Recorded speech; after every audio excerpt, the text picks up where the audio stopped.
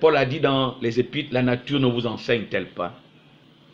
Vous savez, dans la nature, nous avons des millions de virus qui vivent avec l'homme dans notre société. L'écosystème est tel que ces virus respectent la biodiversité, respectent notre biodiversité et nous vivons en osmose. Dès lors que cette biodiversité est dérangée, les virus sont obligés de sortir de leurs réserves, de muter et de contaminer l'homme.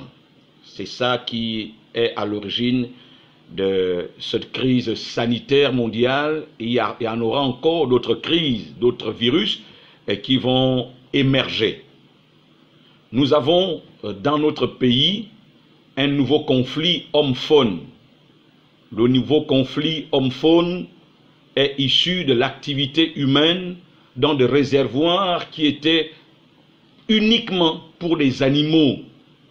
Lorsque l'activité de l'homme se retrouve dans ces réservoirs, vous comprenez que l'animal, l'éléphant, est obligé de quitter sa réserve et venir attaquer l'homme dans son village. Ceci pour dire quoi? Pour dire, dès lors que la biodiversité est dérangée, attendons-nous à des cyclones, attendons-nous à des tempêtes, attendons-nous à des tremblements de terre. Je vous en supplie, la famille, l'écosystème familial ne mérite pas d'être dérangé. Si l'écosystème familial est dérangé, je me répète, il va y avoir des tempêtes, des cyclones, des tremblements de terre. Nous parlons d'égalité en droit entre hommes et femmes.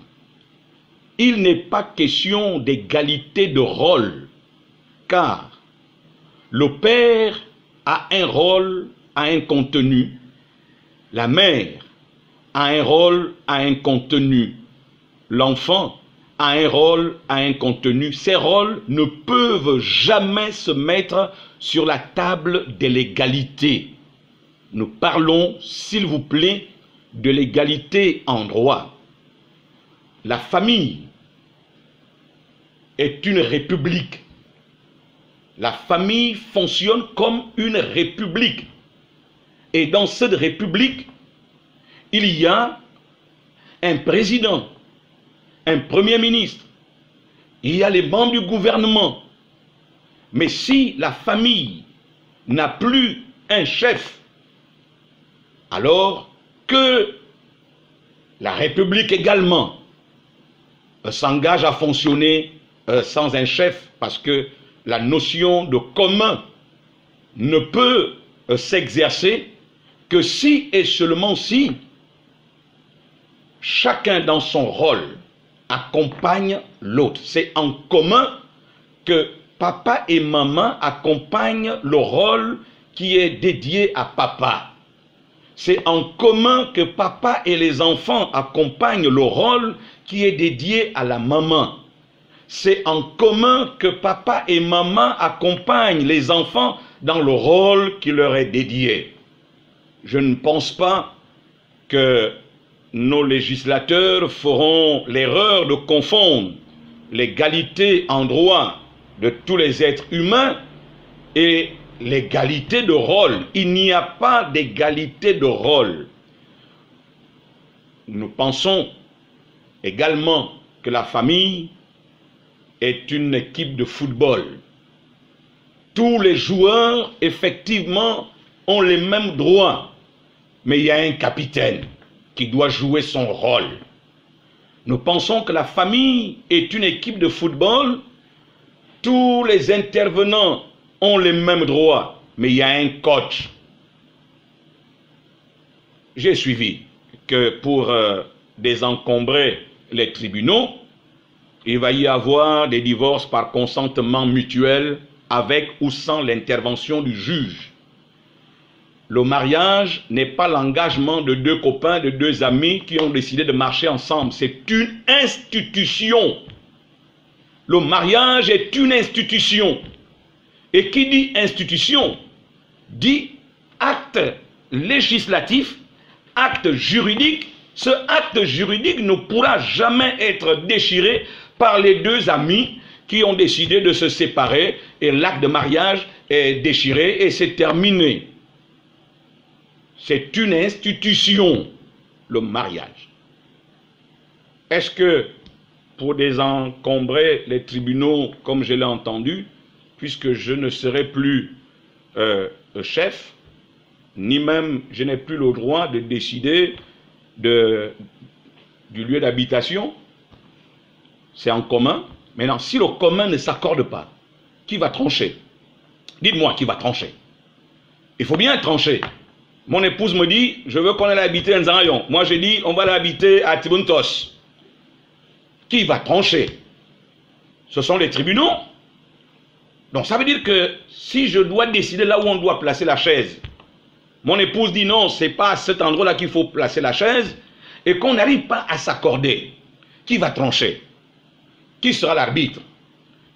Ah, mais ça va être les tribunaux. Au lieu de désencombrer les tribunaux, nous allons les surcharger à venir nous aider à régler tous les communs qui ne s'accordent pas. Un bateau sans capitaine va à la dérive, n'est-ce pas? Encore une fois, nous ne comprenons pas cette confusion qui veut s'installer entre l'égalité en droit et l'égalité de rôle. Il faut bien que le garçon soit capable de dire « Moi, je porterai 2 enfants dans mon ventre, toi, tu porteras 2. Tu vas m'enceinte, je vais t'enceinte. » Car les rôles sont totalement différents dans l'écosystème familial. Ces rôles sont établis par la nature, ces rôles sont établis par nos us et coutumes, ces rôles sont établis par Dieu. Ce qu'on aurait dû faire, c'est de dire à un coach qui maltraite un joueur que ce joueur a les mêmes droits que toi, tu peux faire la prison. Il faut dire à un capitaine d'équipe que si tu maltraites les autres membres de ton équipe, tu n'es que joueur. Le mariage n'est pas comme un joueur qui est venu s'entraîner dans un club et qui peut partir quand il veut. Non, il y a des contrats qui sont signés.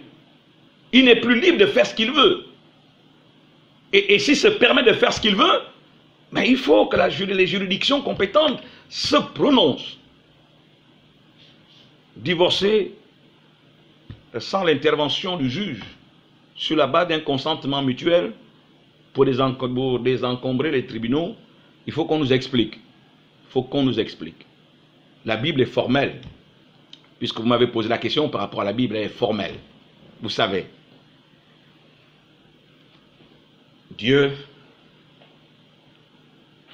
dans les épîtres de Paul, Éphésiens chapitre 5, lorsque Dieu dit que la femme soit soumise à son mari, nous n'avons que 3 versets concernant la femme dans ses obligations.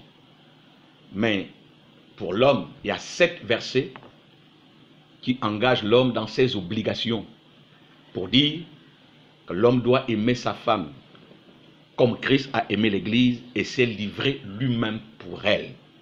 L'homme doit prendre soin, comme il prend soin de son propre corps, c'est ainsi qu'il doit prendre soin de sa femme. Les rôles sont clairement définis. Il n'y a dans ces rôles aucune notion de, je dirais, de discrimination. Non. La charge qui incombe à l'homme est 7 fois supérieure que celle qui incombe à la femme selon Dieu et dans ses écrits. Lorsque vous voulez venir mettre 50% à cela, je voudrais en tant que leader vous dire que nous avons à l'observation près de 90% des ménages où le pouvoir économique est entre les mains de l'homme. Lorsque vous venez établir l'égalité dans les charges du ménage, est-ce que nous avons en amont